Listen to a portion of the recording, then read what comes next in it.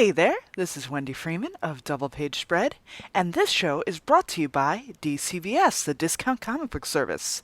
You can get DC bundles, so you can get the new DC Universe, the DC Kids Collection, and the Wonder Comics bundles at 50% off, and the DC Universe New Variant Edition bundle at 45% off. So that's a hot deal you can get over at DCBS this month.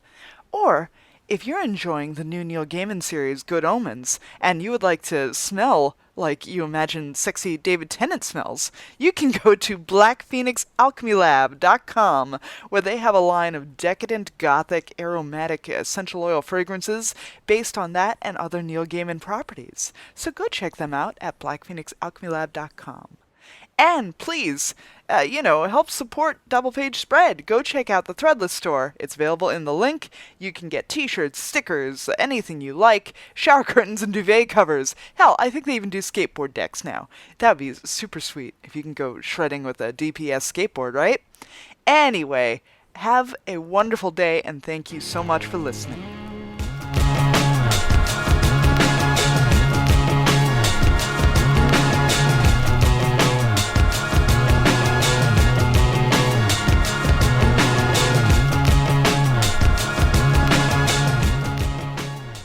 Hey there, welcome back to Double Page Spread, and I'm your host, Miss Wendy Freeman, and tonight I am joined by two of my favorite independent artists and good friends, Mr. Dave Jordan and Marie Enger.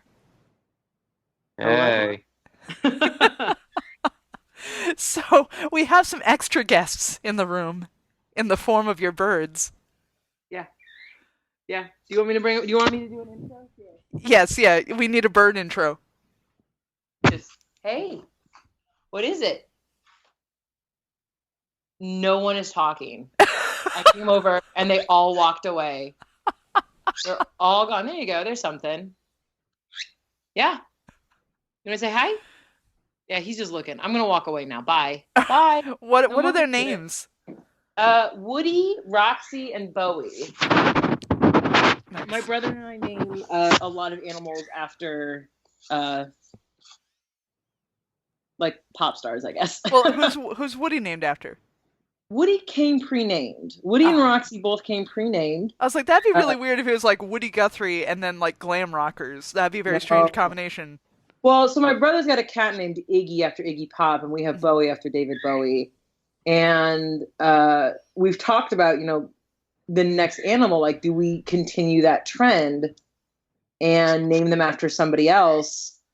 I just don't know. What about oh god, who's people MC5 or that has to be some more classic. What about oh shit, what's his name? New York Dolls. Joe Hansen. Hansen, I guess I was about to say, my brother's name is Joe, and it would be very weird to name an animal the same name as my brother. Yeah, but like David Johansen, like he could just be Joe Hansen. It'd be pretty. It'd be super weird. I don't know. Here's the thing is like Iggy and Bowie, while both human names, are kind of inhuman as well. And I think that if you have an animal, you can't name it something like Matthew or Dave. You have to name something like that's an animal name and not like a human's name.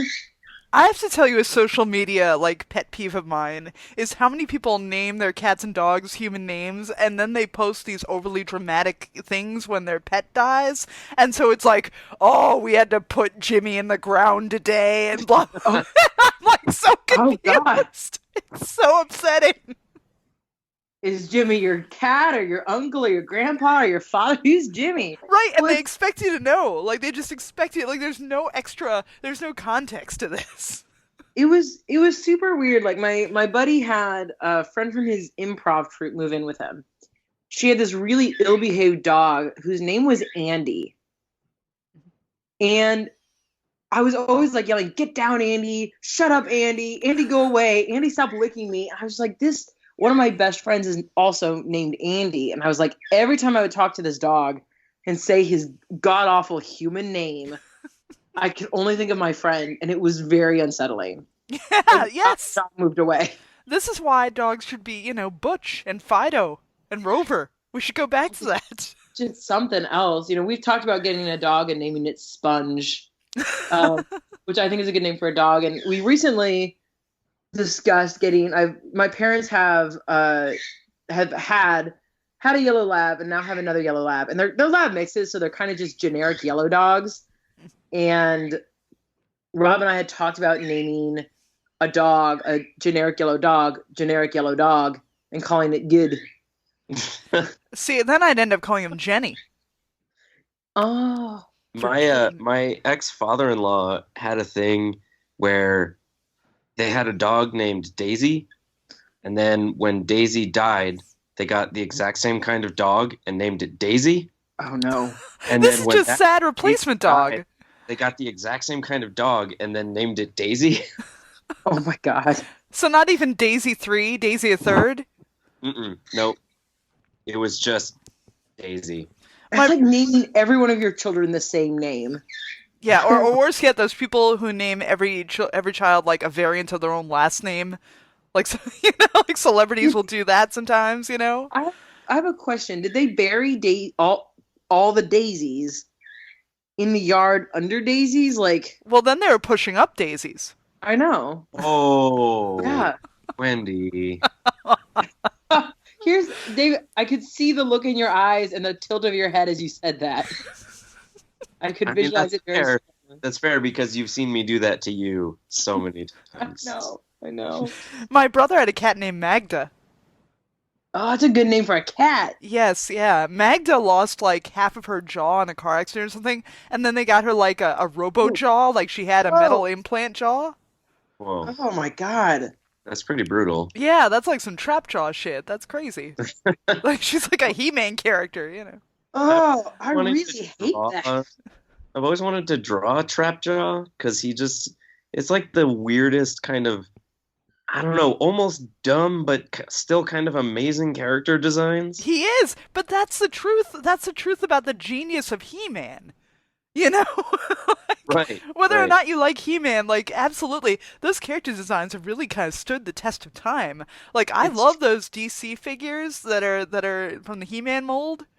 Mm-hmm. You've seen those at the Target? Yeah, I have. Like they have like I just saw yesterday they had like, Crypto the dog that has like a wolf thing from that. And I was like, "Oh, that's Right. cool." Trapjaw just seems like they had a whole bunch of like toy parts left over and decided to squish them all into one toy. They had like the top of a football helmet. They had like somebody else's jaw from something else, like a robot arm. And they were just like, what are we going to do with all these spare parts? Trapjaw. Well, name him Trapjaw. Well, I just want to know the origins of Stinkor. I mean, I'm probably committing blasphemy at this point for like real He-Man fans. Yeah, Tim Seeley somewhere is frowning on you. Yeah, sorry, Tim. Maybe we should. Can we rope in Tim Seeley on this call, and can he tell us the origin of Trapjaw? He probably can. I bet you he could. I love that show, The Toys That Made Us. Oh yeah, for sure. I did not watch that yet. It's very good. It's a Netflix series. They had 2 seasons, and each one covers like a different toy line. And so yeah, like they'll tell you like the origins of like why Snake Eyes is a ninja. It's like, oh, we just only had these black figures. It's really Right. Oh my god. it's all these stories like that, and I love it. Anyway, let's get on to introducing you guys. So, Mr. Dave Jordan, What's up? you are a you're both 2 of my favorite sort of independent artists. I love stuff you do. You Thanks, do man. such a variety of things. You have existential superhero story with Sadman. You do a hard-boiled cat detective thing with Mitts.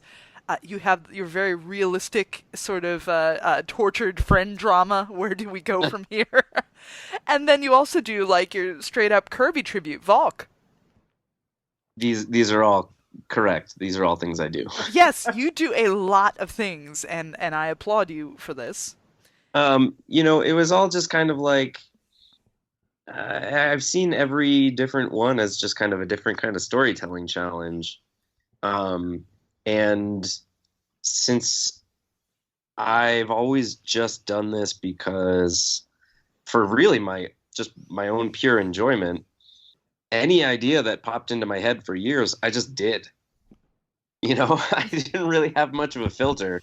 If it was like, that's a good idea, I never had the, like, that's a good idea, maybe somebody else should do it. I just was kind of like, that's a good idea, I'm going to try and do that. And that's how I've kind of, developed this large body, well, not large body of work, but a body of work that's substantial enough and just kind of diverse. You need that sort of that blind ambition. You kind of need that, I don't know if it's idiocy or fearlessness, but if you sat there and second guessed everything, you'd never get anything done. I mean, a little bit of both idiocy and fearlessness. But, I feel like, especially doing, comic book shows, it's in some ways a benefit because I do have stuff that can cater to different tastes. Like, if people come to my table, if somebody likes a certain kind of comics, chances are I'm going to have something that would probably be good enough. You know what I mean? No, I think that's perfect. I mean, and like I said, I never really stopped to think like, oh, is it a good idea if I do this or not? I just kind of started doing it. I mean, as you know, when we first met, I had like that first issue of Where Do We Go From Here, and it was really just I was like, you know what, I'm going to give this a shot. And I, made those first comics, gave them out to all you guys, and just kind of kept going. Yeah, well, you're part of that EOC pocket. You're part Yeah, of, the little friend circle of 11 o'clock comics, and I've been so happy to see all of you guys grow. Like you yeah, and Daniel White yeah, John Bishop, and like all the people that we've had the blessing of being friends with for so long. I think is yeah. great. No, Yeah, thanks. I mean, that whole crew of people, without a doubt, has was so instrumental, certainly early on, and they were just like so supportive. And certainly the guys that host the show too were just really supportive of me doing it, and that definitely helped a lot. Early on, just kind of having this even relatively small crew of people, but they're small and they're loyal and they're good people. So I know that like if I put out a new book at C2E2, there's gonna be that crew of people that is always going to support what I do, and like I'm just so grateful for them in that regard. And yeah, some of like you and like Daniel and certainly like Stephen Wooder and all like Dave Proust, like all those guys, they've really become real friends too. and the King Bone guys, and yeah, Oh just yeah, yeah, and true. the O'Briens, you know them, Jonathan and Timothy. Yeah, yeah, of Yeah, course. like And yeah. I mean, Mitts, you mentioned Mitts earlier, like that's one of my more popular books, and that only exists because of the King Bone guys, because they were doing their King Bone Presents Mm-hmm. series, and they approached me. We were already friends and stuff, and they just kind of approached me like, "Hey, we want you to be in this. Do you have an idea?" And I was just like, "I don't, but give me a couple days, and I'll see what I can come up with." And I came up with Mitts, and like you know, that's easily one of the more successful things I've done, like for sure. I also associate you and Marie as with the sort of clique of Kelly Williams and Dave Wachter. I always see you guys all sort of together in the same area at every convention. Yeah, well, we adopted Marie. Yeah, I'm the Uh, How baby. did this friendship happen? How did this magic come together? it was It was Herc. Yeah, it was our friend Herc. I mean, I'd known Kelly and Dave for a few years through other people, and we had kind of developed our little clique of me, Kelly, Dave, Christian. It was really those three, and then they kind of adopted me.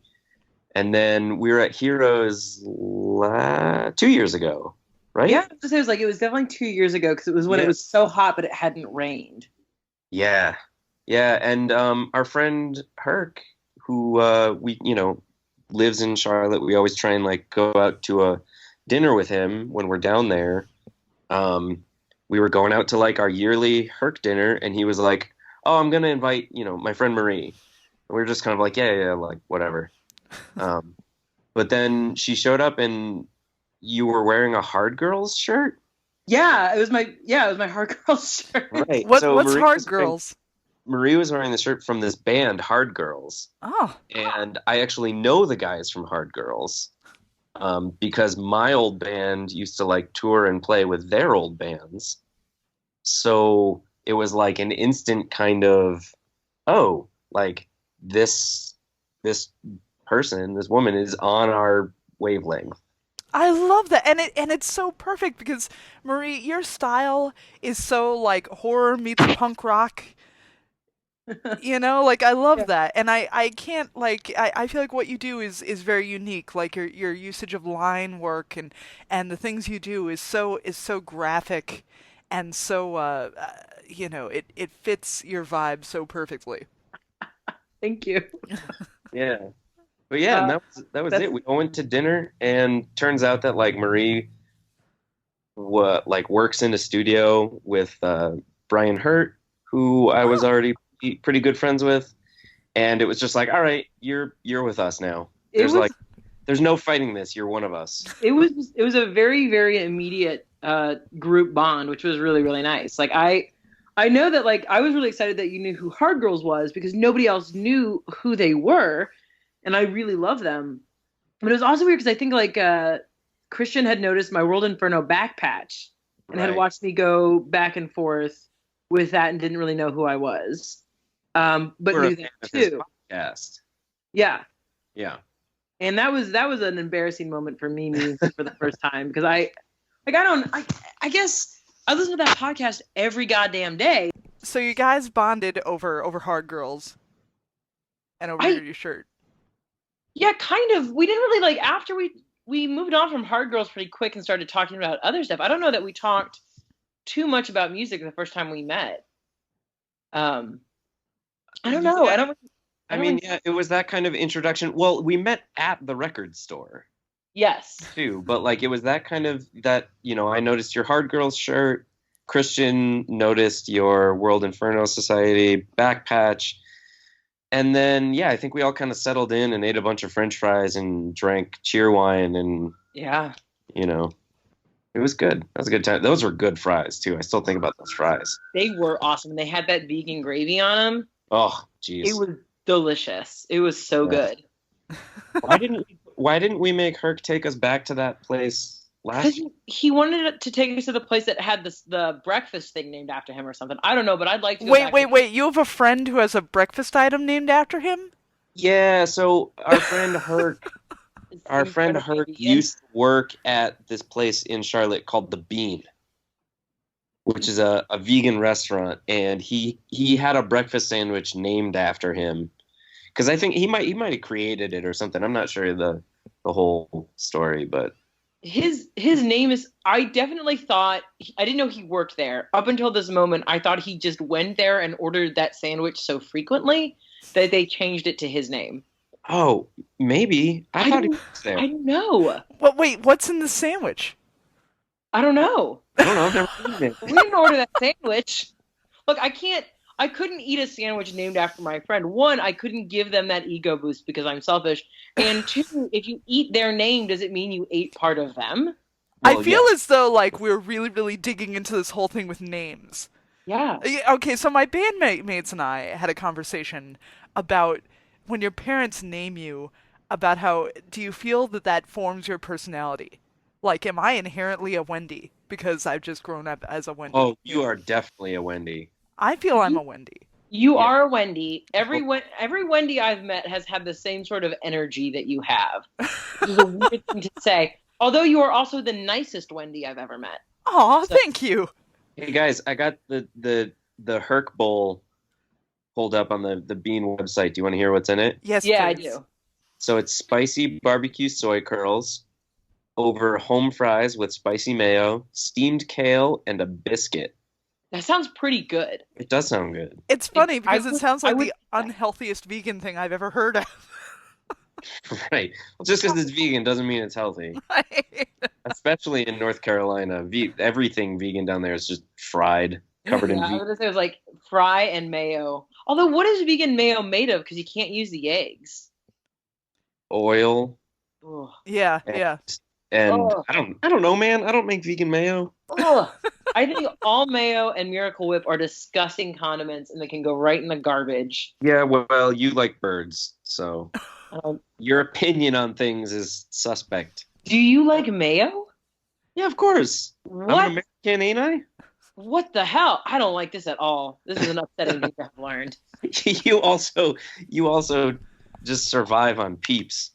Yeah, I do. All right, That so do you like backfired. your peeps to be slightly hard? You know, I'm of two minds about this now, and I used to be so sure that I only liked them stale, Mm-hmm. but I was in a situation this year where I made a joke. Every year when I do like the spring con circuit, I always make this joke that like if you bring me a peep, you'll get a free thing from me. Like it's usually a sticker or something like that. And last year at Emerald City and C2E2, I had like one or two people bring me peeps. So I made that same joke this year, and I got over 35 peeps. Wow. And so like you can't take all of those on the plane, right? Like, and part of the fun, like if I got them, I would open the pack and eat one and try to get the person who gave me one to eat one too, because I don't know why I'm doing it. Maybe I think it makes me endearing. I don't know. So I have all of these opened packets of peeps behind my table. The whole area is just covered in sugar. It's a nightmare. It's a goddamn nightmare. So I'm trying to eat them as fast as I can because I can't take them back on the plane with me. So during this, I started eating peeps that were fresher. And I didn't hate them as I thought I would. I actually really liked them. And so now I think I like both. I do have some peeps in my cabinet seasoning right now, as I like to call it. And then I have some unopened ones that I'm saving for a special occasion. Where do you stand on the weird flavors? Like, I saw they have the root beer float flavor this year. Full stop garbage. No weird flavors. Only yellow chick peeps. Mm-hmm. No bunnies. Wait. No Yeah. different colors. I like the purple ones. I swear to God, we ate some purple or blue ones or something at C2E2. Some misguided individual gave us some, but my specific instructions are for yellow chicks only because I feel they taste the best. I think their flavor is richer. I think their sugar is crunchier. I think they are the most superior peep. I like them a lot. Is it just because your birds are yellow? No. One of my birds is kind of yellow. One of my birds is an albino with a huge bald spot. So she's kind of just bad looking. She's white, but like birds get into business. So sometimes she gets stained and they color their food pellets a little bit. Sometimes her face will get like stained different colors and she's bald and I wish she would look away as I talk about her. She sees you judging her. She knows you're talking about her. I know she's looking right at me. Yeah. So let's get back to your comics. Yeah. So you have like so much of your stuff is very horror and monster themed, and you have like We Are in a Dark Place, Fhtagn and Loathing. Tell me about some of the books that you've been doing. So I've got a couple things now that I can't talk too much about. So I think let's talk about Fhtagn, which is my most favorite project, which is like Fear and Loathing in Las Vegas meets Dude, Where's Your Car? Where's My Car? Meets Cthulhu. Wow, I love that I can't even name the movie correctly. Dude, where's that car? Where's a car? We all know. Where is the dude car? Well, like, so it's super weird. Like, I hadn't seen that movie since I was a kid. And then about 2 summers ago, well, no, it was probably summer before. Was I talking about Fhtagn with you when I met you for the first time, Dave? For the first time, no. So that must have been the summer. Either that summer or the summer before, my dad had gotten a bunch of bone spurs grew on his spinal column and were pressed against all the nerves. And so he essentially couldn't get out of bed for like 2 months. And I am really close to my dad. And it was really, really hard to see him. It was like my first like moment of, oh my God, my dad could die kind of thing. And it put me in this really weird funk. And I thought that if I compressed the funk down, eventually something beautiful would come out of it. And that's kind of when We Are in a Dark Place started happening, where it was just a bunch of really short horror vignette kind of things. But what's funny is if you try to push all of your bad feelings down into like a sadness diamond, it ends up not becoming a diamond at all, but coming out in a really horrible way. And so I think I like read half a tweet that someone had sent me for some reason, and I just lost my shit. And I was angry for like 3 straight months. I don't know why. I don't know what happened. It just was out of control. And after that, I was like, I need to work on something that's not amplifying my sadness and rage. What do I like? And it turns out I like weed, and I like buddy comedies, and I like Cthulhu monsters. And so I knew I wanted to do something like that, but it wasn't until I was in Schnucks, which is our local grocery store chain, staring at beer in a case. And what was like the joke in Dude, Where's My Car? It was like, what's your tattoo say? Dude. What's your tattoo say? Sweet. And I think I must have said dude or sweet, like one of those things. And this woman just started quoting that movie at me, but I had no idea what was going on. I couldn't place it, didn't know what it was. So I just had this woman like going, oh no, it was and then. I was saying something about getting the beer and then we'd go do something else. And she's like, and then? And it basically played off when I was like, and then what? Like, what is going on? And after that, when we left, I was like, that lady was super weird, right? Like, what was she doing? And my partner, Rob, was like, oh, she's quoting Dude, Where's My Car? I was like, oh, man, I haven't watched Dude, Where's My Car in like 20 years or something crazy like that. And so I went home and I bought it on Amazon for like $2. And I was like, oh, goddamn, now I got to do a comic that's like Dude, Where's My Car, but Cthulhu. And that's how Fhtagn was born. Sad, angry, in front of a liquor store, weird stranger. So that's it. It's just like a stupid buddy comedy. I like it. It's dumb. She was your gift. That woman was like your angel in that moment. She was my muse. Mm-hmm. Which is fun because I do not think of Dude, Where's My Car as a movie that people remember fondly enough to quote. Really, me neither. But yeah, it's not like Talladega Nights or something, or it's not one of those things that people. I think people quote Step Brothers more than they quote Dude, Where's My Car. They're of a different era now. I love Step Brothers. That's one of my favorites, and I really don't know why, but I was thinking about this because I'm trying to work in more of that like early to late 90s, early aughts kind of. There's a really specific movie style that they were doing for a while, like Dude, Where's My Car and Harold and Kumar Go to White Castle and stuff like that, where it was like this very weird, cheaply done like stoner comedy stuff, but it plays out almost like a cartoon. You know what it is? It's like the One Crazy Night formula. Like, both of those are exactly like, they have to do this one thing, they have to find the car, they have to get away, whatever, they have this mission, and they have to fulfill it in one night, and that's the whole movie, is you following them in one night. I love One Crazy Night movies. I think it's a great genre. That's very similar in genre to Fhtagn, except that it's a plain of Lorraine, so the sun never really sets, so they're just kind of perpetually hungover trying to navigate this landscape. It's very weird. Like, it's a weird thing because like my whole goal when writing it is to make it feel like you're talking to friends that you know. And I think it comes across in the story, which I think is a fun thing for me. But there are like these moments where I take from like conversations I've had with friends when they've been drunk or just been weird. In the first issue, there's this, one of the characters, Dan, is telling this story about how his uncle had gotten his finger chopped off the blender and it grew back. And when I was having people kind of read the first script, they'd be like, this is such a weird story. What is this from? And I was like, oh, a buddy of mine's dad stuck his finger in a blender and it hadn't like completely turned off yet. He was trying to get like a frozen strawberry at the bottom, but the blender kicked back on and cut off the very, very tip of his finger and his fingernail. But they saved it in the blender and bought it to the hospital and they reattached it. And because it was just like a tiny, tiny bit of his finger, it grew back, but it pushed the dead part of the finger up. And like that part was dead and eventually just fell off. And there was like a new fresh baby finger underneath it. That's That's amazing.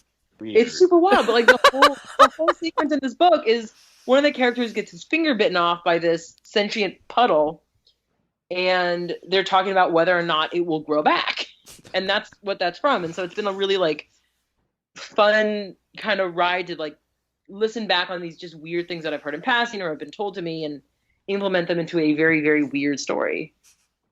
That's fun. I love that. That's Fhtagn. And you just had a successful Kickstarter I did. called For Casket Casket. Land. Yeah, so Yeah. tell me Casket about Land. that. You get to skinned as a western buzzard harpy, which is kind of cool. Excuse me. She's a sage hen, so a prairie fowl harpy. It's good. Like it's been very, very interesting to go from doing the crowd between comics, especially like monster comics and horror stoner comics, versus tabletop RPGs, because that's what Casket Land was. They're very different crowds, and so it's been interesting to try to navigate between the two. Well, RPGs are so popular. Like how many of those D&D podcasts are out there? Like people are just out there playing these things like all the time now, I think. Like people are much more open about it, I think. They are. Well, I think it's more accessible, and because we're all so goddamn broke. I mean, I think Casket Land was $12 to get the book. Hmm. That's nothing. That's a night out, and you have that book forever, and you can build your own game from it. Like I think I am the only one out of my friend group who has the D&D manuals, and I have all of them. They were all gifted to me because I DM. But before that, my other friend had them, and so we would just swap D&D manuals. Only one person needs to have this stuff for everyone to play the game, and then it's free. And you all go over to someone's house, and someone cooks dinner or barbecues or something, and you play this game, and it's free. It's great. It's good. I think it's replaced like back in the 50s or whatever when they'd have like pinochle night or poker night or something. Yeah. I think like that's exactly what this is now, you know? I think it's just a gathering, you know? It's just a hangout. It's just a hangout Yeah. excuse, which is what the best things are, just hangout excuses. Yeah. So, but yeah, like I was reading about like why so many more women and non-binary people and so forth, like why people are really, really being drawn to D&D now, and apparently like the rules have been simplified, and there's many more options of gender things and things like that you can do now. hmm Well, I actually had one of my friends came out as trans throughout the process of the game, and playing the character helped him realize what he wanted from his own life, which is like that's a whole podcast in and of itself. And RPG awakenings, like yeah, oh for sure. Yeah. Dave, do you play anything? I've been playing the original Devil May Cry game with my girlfriend's daughter. How old is your girlfriend's daughter? I'm not like, I went through a period of time when I was in college of like a ton of video games. And I really liked like long form RPGs at the time, like games that you could sink like 60, 80 hours into. That's so much. But I just don't have the time anymore. So, and I've never really played D&D. I've never done like tabletop RPGs. I certainly have played a fair amount of, just tabletop board games. But they're a real time commitment, and I go to a lot of shows and I go and hang out and stuff. But I don't know. The other thing is like I've had friends that have started like long campaign games, whether they be tabletop or RPG, and they'll ask me to join in, and I'd love to, but I can't commit to 4 hours every Sunday for 6 months. Well, Right. also like it just seems daunting about jumping in with somebody else's thing, right? Yeah, I mean it's they seem really fun, and I like the idea. I think I would, in terms of like actual role-playing games like D&D, I feel like I would feel maybe embarrassed about the like acting aspect of it. Just for my own piece, like I feel like I would feel a little silly about it, certainly at first. But considering that it's made for such introverted people, I feel like a lot of people must feel like that, though, right? Like somehow you get over it. Somehow these people get over it. I straight up don't do it. Yeah. Like I never. I'll always say so and so is saying this, so and so is saying that. And in Casket Land, the DM's character Loam is silent because I didn't want to have someone playing this character. I wanted a DM to be able to focus on what they wanted to do and not have to be weird about role playing. Because it's weird. It is weird acting like the character. I don't care for it. Yeah. So now Casket Land is a pre-existing RPG? No. Or it's something you made up? Yeah, I made it up. So, oh gosh. So tell me, what went into this? Like, this sounds you had to do a whole manual. Like, tell me about all the work that went into this. Well, luckily I have a team of people who help me with stuff like that. My manager Corey Cassoni has a lot of background in doing game and rule design for people, so he's been a really valuable asset to have. And my partner Rob actually does a lot of book design, and so he designed a really, really slick looking manual, and it looks nice. But other than that, like, I've downloaded like pre-made game templates and played those, and I've run campaigns that way, and so it wasn't too hard. Like every game is based off a system, and I chose to do Casket. Originally it was 5th edition D&D, but it changed over to Powered by the Apocalypse because it's an easier rule system to play with. I think you have to do less math. It goes a lot faster. It's a little bit more freeform. And so I looked at the rules in any Powered by the Apocalypse game, chose what I liked, discarded what I didn't, and put it together. It's not as hard as people think it is.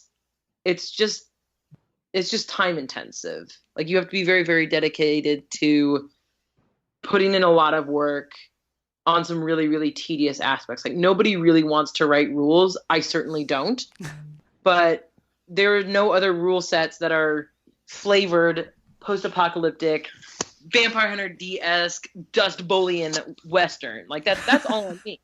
But it's boring. Like, nobody wants to write that way. So you just power through, and I think that's the worst part.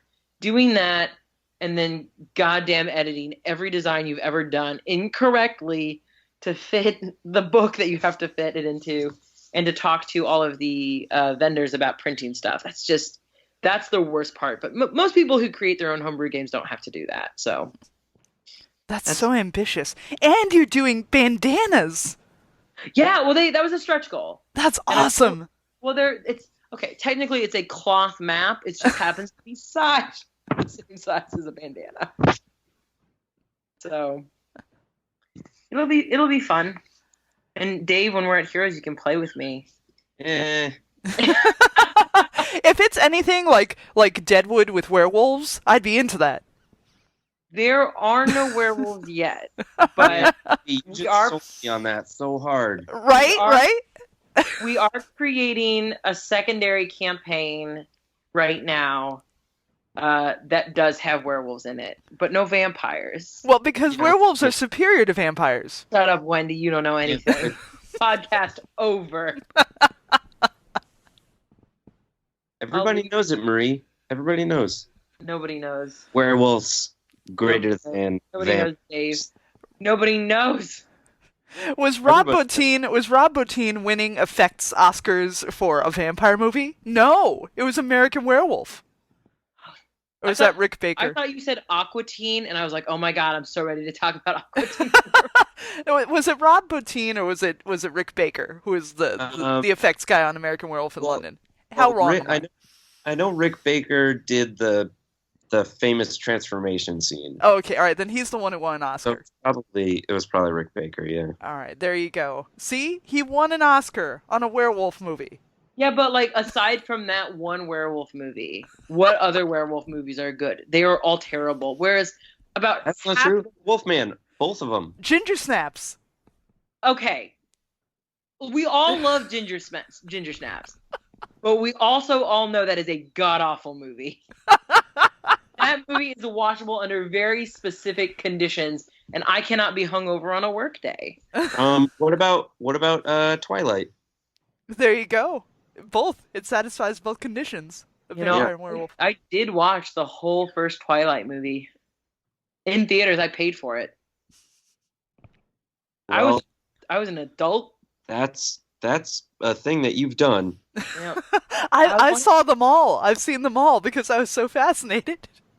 Oh no, I after the first one, I just went because I wanted to date someone who was going to see a movie, and I was like, I'll see anything if they're going to be there. But I did not date them, and that movie was real bad, so never again. And I've learned my lesson. What about Silver Bullet? Silver Bullet is a great werewolf movie. I don't know that I've ever seen that. What And about it's based on the Stephen King short story that Bernie Wrightson illustrated. I've not seen that, but you know I don't like Stephen King. You knew that, right? Probably. Wait, what about that famous Spanish actor who made all those werewolf movies? Oh shit! Why is this coming? Who? He was a Spanish actor that made werewolf Paul movies? Naschy. Paul Naschy. What are you talking? I have no idea. Oh my gosh, he made this series of werewolf movies. I am sure that it is good that he made these movies, but I think we all know that if I didn't know about them right away, probably not that good. I'm the ultimate hater. Okay. I have the ultimate clincher for the werewolf versus vampire argument, right? Okay. What is like the most famous movie about teenage vampires? Twilight, right? I was gonna say Lost Boys. I was gonna say Lost Boys. Right. Excuse you. But like, no, the Lost Boys, like the older kids weren't teenagers, were They they? totally were teenagers. It's a Here, movie aimed at teenagers about teenagers. When you think the predominant characters are the Coreys, right? Okay, look, here's the thing. I will admit that Lost Boys is a much better movie, but in terms of like most popular, Lost Boys. Yeah. no, I'm going Lost Boys. no, you guys are crazy. Do you know how much money those stupid Twilight movies made? I'm sure they made a shit ton of money, but the What's other its thing is like popularity? people remember the Lost Boys, but people tend to like now Twilight is dipping out of our lexicon. It was a real big flash in the pan thing, but there's not so much nostalgia for it because at its core, it's a pretty bad book. Well, it's funny to me. The Twilight phenomenon is so funny to me because at the time, it's like you got to watch people start to feel ashamed about it. On the one hand, I don't like people shaming things just because they're aimed at women. Like that bothers me. But on the other hand, like I know so many women who like when the first book or when the first things were coming out, they're like, "Oh, I'm Team Jacob" or whatever. And then you could see them gradually starting to realize that, that this wasn't good.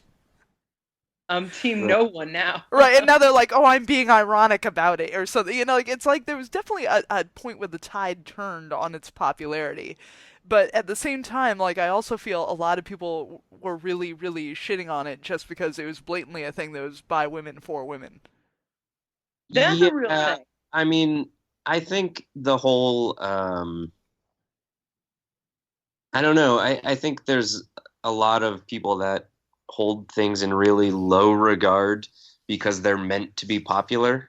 You know, and like honestly, for something like Twilight, it doesn't matter the quality because it's not being written. The books weren't being written. The movies weren't being made to make these literary masterpieces. They were made for a specific purpose, and they succeeded in that regard. And most of the people talking shit about them weren't the intended audience anyway. And I'm not a person that feels like every piece of media needs to be high art. Like there's room in, you know, like, I mean, Marie is doing a popular comic that's basically based on Dude, Where's My Car? Yeah. Like Also you worked on Rick and Morty, that comic. I sure did. Yeah, see, and I cannot stand Rick and Morty because I feel like I remember when the first I've done multiple Rick and Morty things now, but one of them I can't talk about yet. But it was very weird because when I got offered that cover, I told one of my other Dave friends immediately like what had happened, and I was like, I can't believe it. And he's like, those fans are gonna suck. Yeah. And he sure was right. They do.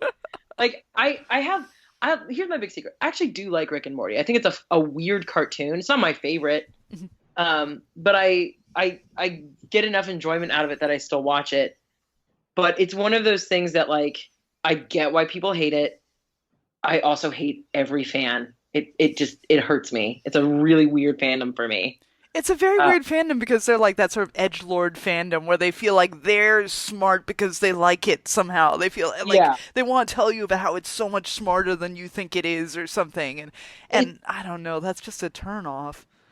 oh, absolutely. I think intense fans of almost everything are terrible.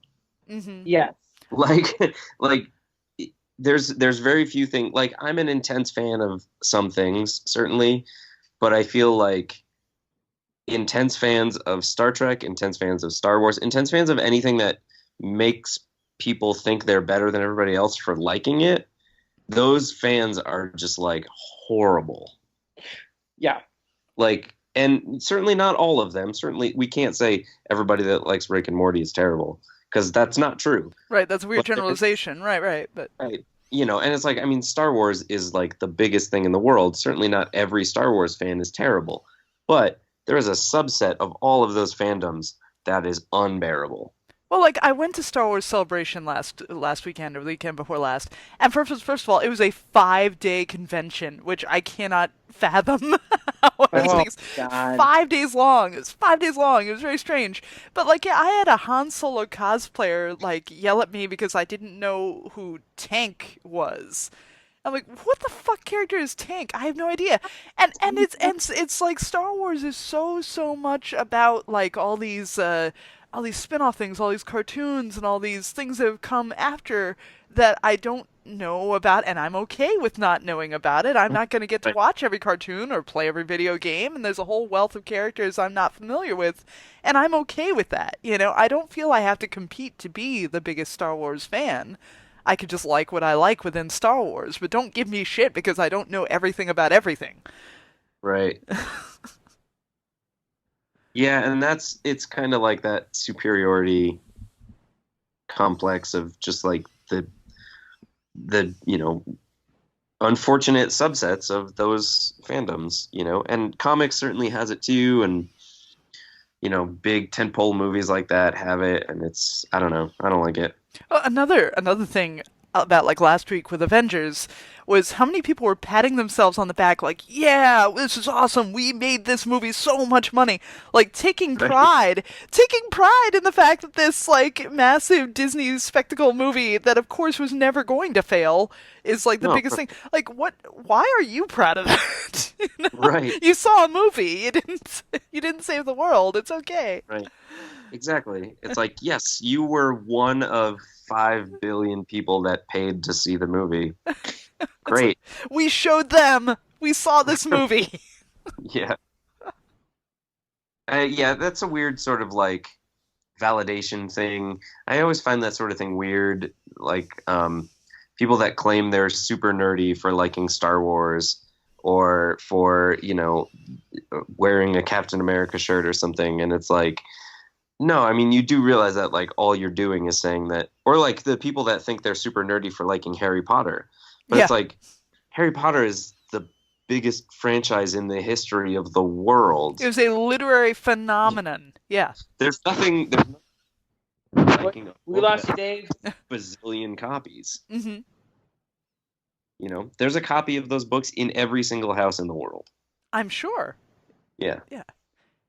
And I mean, it's great that it's becoming a timeless thing or whatever, but like, yeah, you're not part of an elite subculture for liking it. Right, exactly, yeah.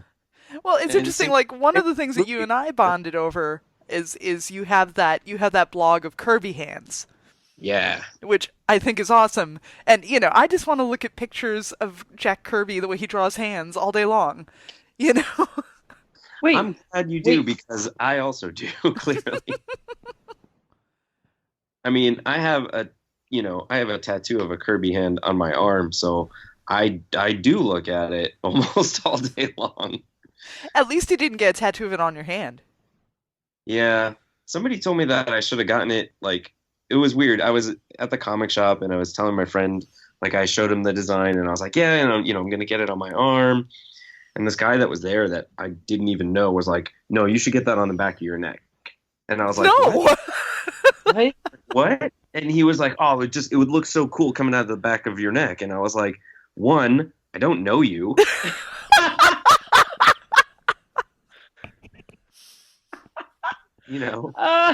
So how about you not tell strangers where to get their tattoos?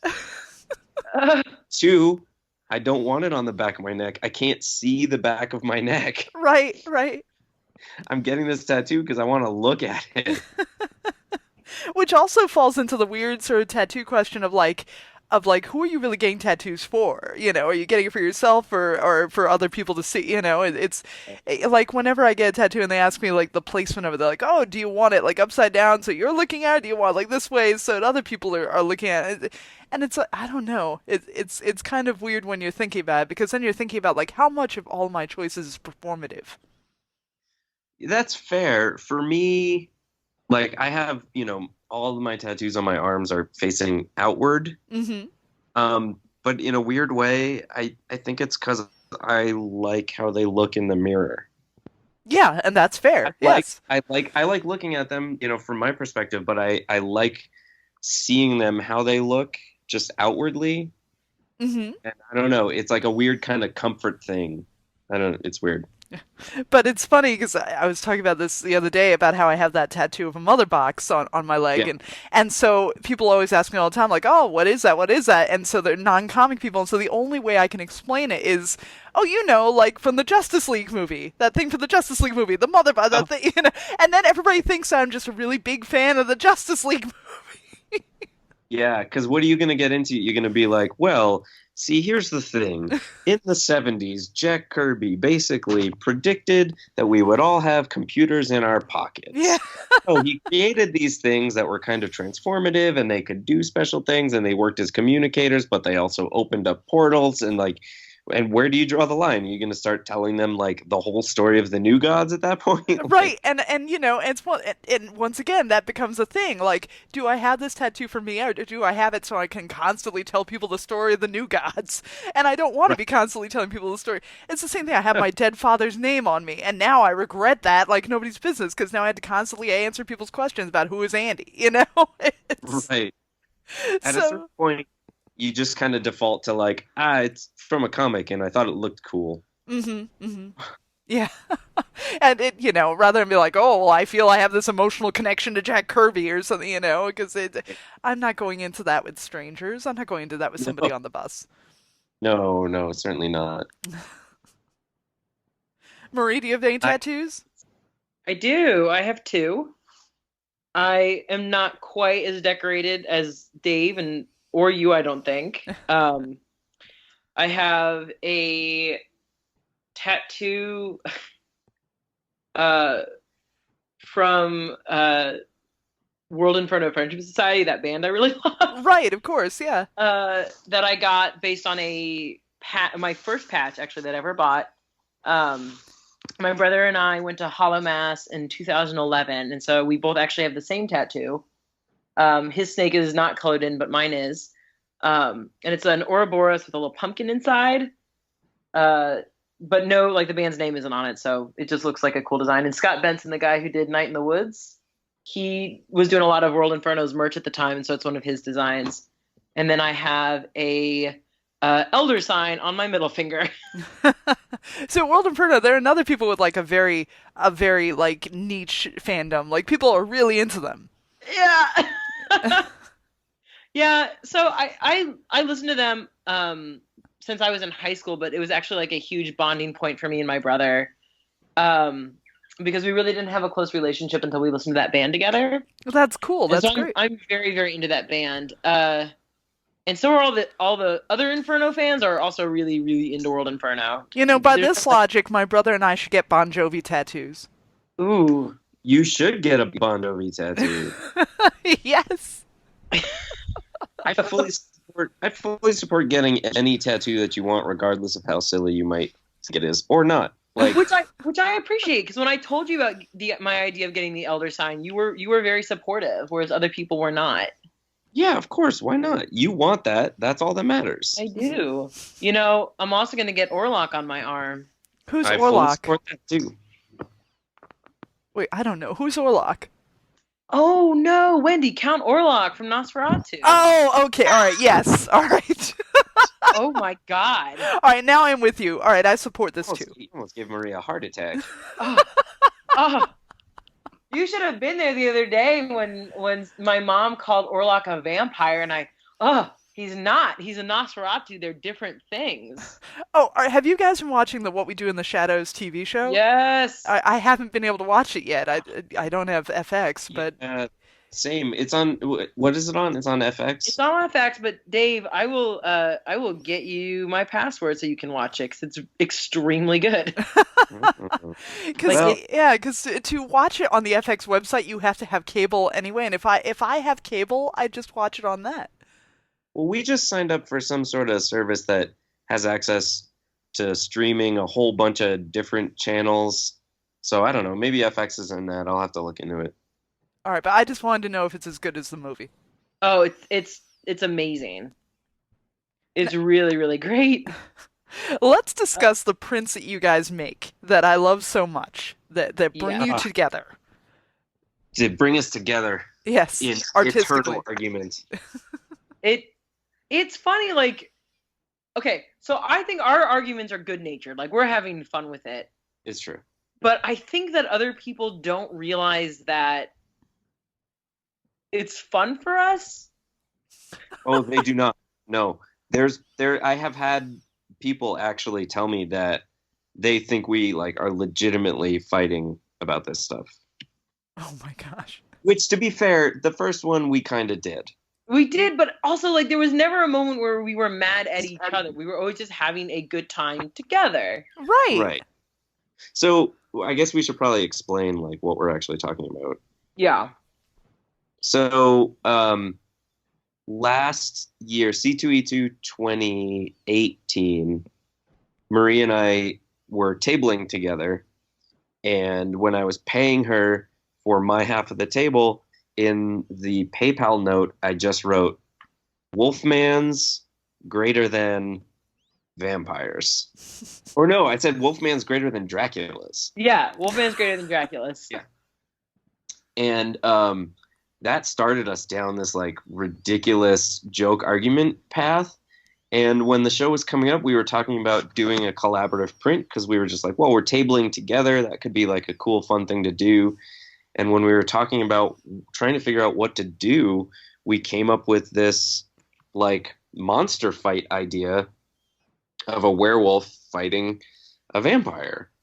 And I would draw one and Marie would draw the other, and, you know, we would get them printed all nice. And I don't even think we thought about the idea of what it would mean in terms of like crowd interaction when we first decided it. I think it wasn't until later, because what ended up happening is we to quote unquote settle the debate, we would let people either buy it from me, which would be werewolf side up, and it would be a vote for werewolf, or buy it from Marie, and it would be vampire side up, and it would be a vote for vampire, because they were flippable. You could hang it either way and it would still function as like a cool print. Mm-hmm. And what it ended up doing is it gave us this thing to like engage with people that were coming to the table and get into this joke argument with each other, but also with them, to kind of, instead of just pitching people on like, oh, my book's about this is about that, like all that stuff, it created this kind of like communal discussion between everybody that was within range. Mm-hmm. And it was super fun. And so this year when we were doing C2E2 again and tabling together again. Oh, and by the way, werewolves won. So yeah. But then who won this year? Was it zombies versus mummies? It was a tie.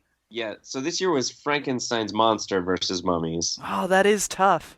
And It we was- actually tied. Like, we Yeah. dead tied. All right, so I may go by the fact that I like Peter Cushing in the Hammer Frankenstein films, and also I like Andy Warhol's Frankenstein because there's a lot of sex in it. I don't appreciate this. I would also like to say that we used to be tied. No longer is this the case. Because I I have just sold- cast my decision. No, because I have sold 3 copies of them when I was in Denver. Oh!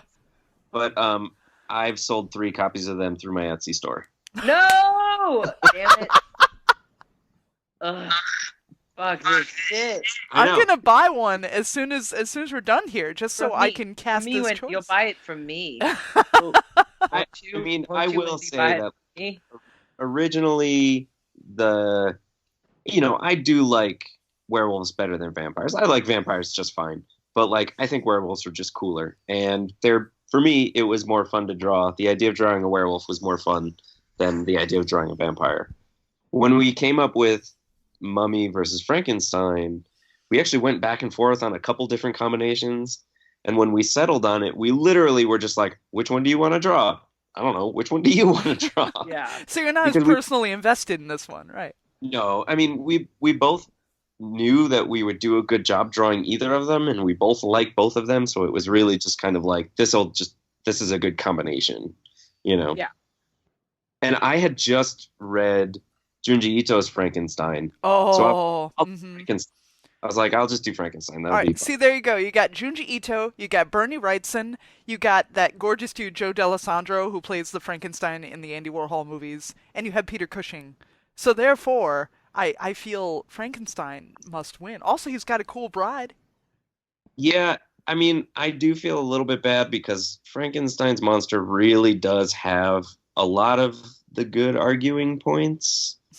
Like, the mummy is cool, he's undead, sure, but he's also just a dead rich guy, and like, Which- who really wants to support I him? felt that as you told people that it it canceled it immediately for me. I felt like you did me a little dirty. I mean, in my defense, I didn't think of that until we were already on the show floor in the I middle. know, but then you couldn't stop saying it. I think it's a valid point. Yeah, well, I mean, also, it still has a stink of the Tom Cruise movie. I actually kind of liked that. It I thought was- it was fun. It was. Ugh. It was a wild. It's weird because like with vampires and werewolves, everybody has a clear favorite. Mhm. It's not something that you kind of like both. Like I mean, you do like both, but there's one that you love more. Like I do. I love vampires more. I think they're weird. But with Frankenstein and Mummy, people are kind of like how we were, where it was kind of just like I could take either. And so I think that's where we went kind of wrong. Is I think Right. it's a better print. We definitely got better as artists, and the pose is so much more dynamic. Yeah. The colors are better. But next year when we do this, we need to think about something that like there's no in between on it. People are very passionate about this one thing. Right. So like let's see. So with the- zombies, people are super passionate about. Right, but then what goes next to that? Like a ghost? People like ghosts, but like Yes. do we have like the type of ghost they want? yeah. And do they want a shambler or do they want like a fast zombie? Oh, I don't Yeah. know. So it was interesting because like werewolves versus vampires, people had very strong opinions based on the archetype. mm-hmm. But Frankenstein's monster versus Mummy was it all for everybody. It came down to like some nostalgia for a specific property. That's true. Almost- I just did that too. I just did that too. What Exactly. about Gillman? So like a Black Lagoon creature versus Cthulhu. They're both aquatic. That's true. That Gilman is is the creature from the Black Lagoon was actually on the list of potentials for this year. Obviously, ultimately lost out, but yeah, we were talking about Bigfoot versus Mothman was in the Ooh. cards for a little while. Oh, that's good. Creature from the Black Lagoon was definitely on there. I forget who we were talking about him fighting. I think it was his who was it? Was it his bride? Was it the woman? No. What about it? versus the Boggy Creek monster? Right. Yeah, but that's the other thing. So like if we go down the cryptid route rather than we obviously went more, universal monsters. Mm-hmm. If we go down the cryptid route, then how obscure do we go before people just have no idea what we're talking about? Right. You It know? has to be really, really recognizable for everybody, I think. Right. Well, I definitely think the Gill Man is easily I think recognizable. I think honestly, I think we decided to not do Bigfoot this year because I was just like, I don't want to draw all that hair. Yeah. I want to draw all the fur. What about Bigfoot Fun because versus like the Jersey Devil? I ended up drawing all these stitches and lightning bolts and everything anyway. I But would say it was still pretty intense. yeah, yeah. But I don't know. I feel like, some people are really good at that, and I can pull it off. But I'm not like Kelly Williams can just like bust something like that out, Mm-hmm. and I'm not Kelly. It's ridiculous to see him do it too, because he does it so goddamn fast. Yeah, He has any business doing it. he's real good. Kelly's one of my favorites. Yeah, He's a guy that sitting next to him at shows for several years now.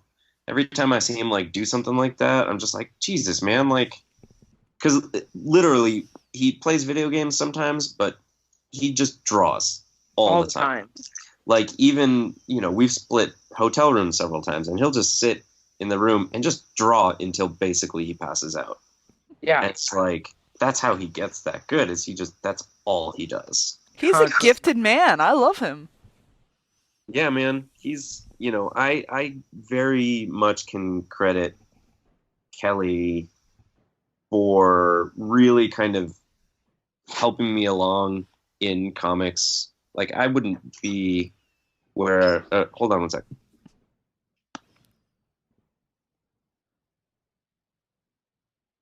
What about Gillman versus the Fly? Again, my crowd is much younger, Oh, and so they would not know who the Fly was. It'd be difficult.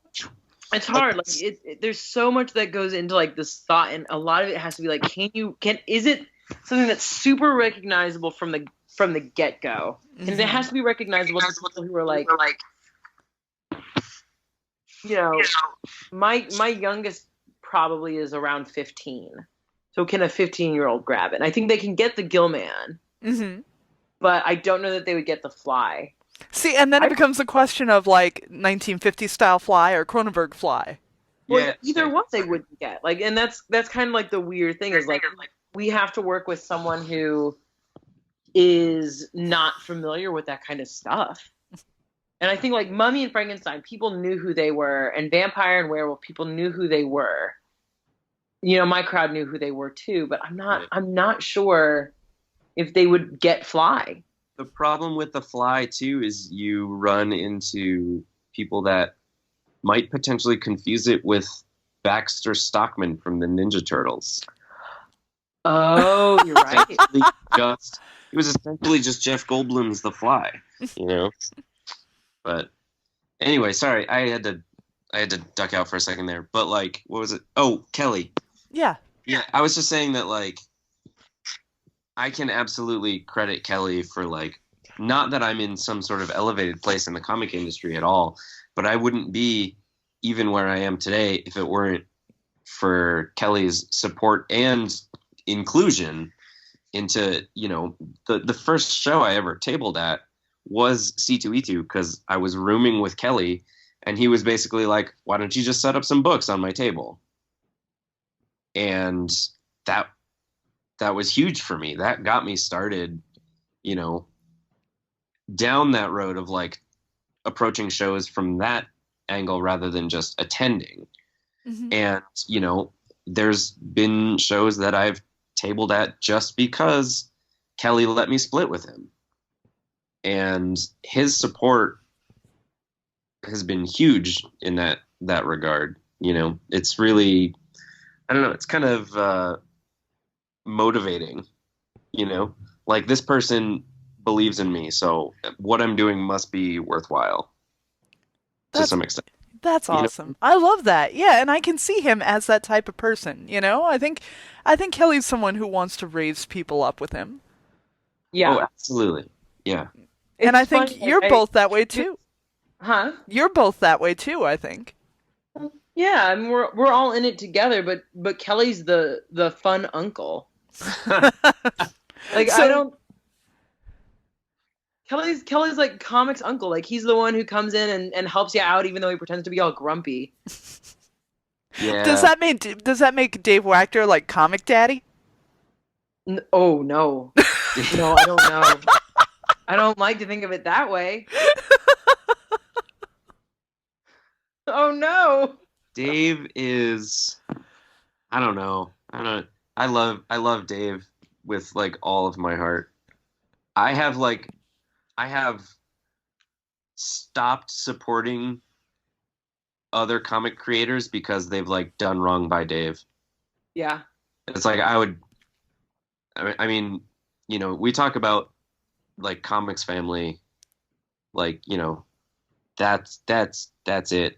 Dave and Kelly and Marie and Christian, even though Christian's not around as much. Christian's like our brother that went off to college and Yeah. still shows up and hangs out sometimes, but So he's not at every show still, anymore. he's still family. Like we would all do whatever we could to help each other out. Well, he's gonna be in our hotel room at Heroes this year. Yeah, if he comes. Oh no. He's Oh, talking about it. He's talking about it. I know. But it's still an if as far as I know. All right. Well, Christian. let's wrap this up, friends. So let's wrap this up. So tell me, how can we find you guys? Where are your Etsy stores? What are your websites? I don't have an Etsy store, and my store is about to move. But I'll make a big announcement about that on Twitter. You can find me on Twitter at SO_ENGERY. That's so angry. I'm there under the same name at Instagram as well. And then you can find my website, which is SO-ENGERY.com, which has links to my web store and, oh God, I don't know, maybe a schedule. I don't know. You're making this hard for me to buy this print from you. Clearly, my money is going in Dave's pocket. I will, no, I'll link you. One sec. Well, my store is moving, so I don't want to like give you this store and then it's gone. But if you go to right now, SOENGERY.bigcartel.com, you can find all my stuff. I'll put it in the show notes. Yeah. And my website has a link to the store as well. Cool. But you can buy the Mummy vs. Frankenstein print there, and also Nosferatu, but no more Vampire vs. Werewolf because that is long, long gone. Yep. And who sold out of Vampire vs. Werewolf first? Dave did. That's right. Dave did. That's right. He's the special werewolf boy, and I'm just the horrible vampire creep. See, that was the funny thing too, is like even this year when we were at C2E2 trying to sell the new prints, we still couldn't stop arguing about werewolves. Right. We might. Here's the thing: is we really should just do it again next year. But you draw vampire and I'll draw werewolf. Oh, well, that'd be interesting. Yeah. Oh, rematch. Yeah. I could maybe be convinced to do that. I think it'd be interesting. We'll have to see. But I am on Twitter and Instagram at that Dave Jordan. I couldn't get the Dave Jordan. Certainly couldn't just get Dave Jordan. So I went with that Dave Jordan, which works because, like when people are kind of like, Dave Jordan, right? And they're like, who? Like, like that Dave Jordan. I don't know. And my Etsy store is etsy.com/shop/Dave Jordan Art. All right, I'll put that in the show notes as well. And my website is just davejordanart.com, and that has links to my Etsy store, my Threadless store, because I also The store is very good. So yeah, that's pretty much it. I mean, I could give you my Threadless store address too, but I don't know. I don't want to bog you down with all that stuff at once. I'll just put basic links to your stuff. It's all good. It's all good. Thank you so much for talking to me. Thank you for having us. Thank you. I'm glad we finally got to do this because it's funny. I've been telling people like that I was, I had to leave work a little early today to do this, and I kept telling people like, "Oh yeah, I'm going to do my friend Wendy's podcast." And I'm like, "Cool, what's that about?" And I'm like, "Well, here's the story.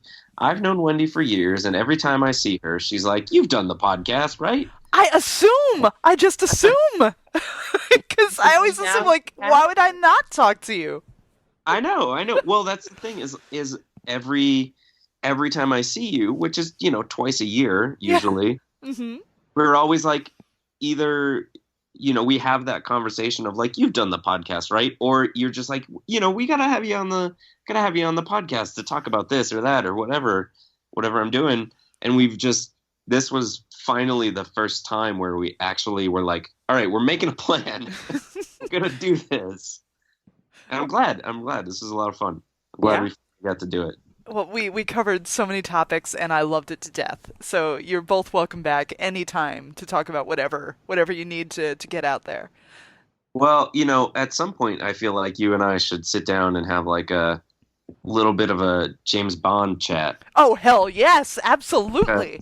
I am so excited. You're one of the few people I know that like has real appreciation for like the whole James Bond catalog. I do not believe in poo-pooing on James Bond in any manner. So upcoming, I have Ibrahim Mustafa coming on, and he's been working on the James Bond origin comic. And he has more James Bond stuff coming out. I've got his second issue sitting right next to me. Yes, I love him. And I love the James Bond comics, and I love even the new books that come out. And I think if you're a James Bond fan, like, you should totally be into these things. It's wonderful that we have new James Bond things coming out. So even if you're one of those people who poo-poos on Spectre or whatever, it's like there's still a lot of James Bond out in the world. Oh, sure. And he's interestingly, I think he's kind of like a Spider-Man kind of character in that he's so malleable that you can do these different kind of takes, and you can have Daniel Craig, and you can have Timothy Dalton, and you can have Sean Connery, and they're all a little bit different, but they can all still be the same character. Yes, exactly. And whoever the next Bond is, I will salute that too. And I'm so excited. Oh my gosh, like all the leaked photos of him with Felix Leiter, and I'm very excited. Let's not go into this right now or it'll be another hour, but I'm very excited about all things that happen with James Bond.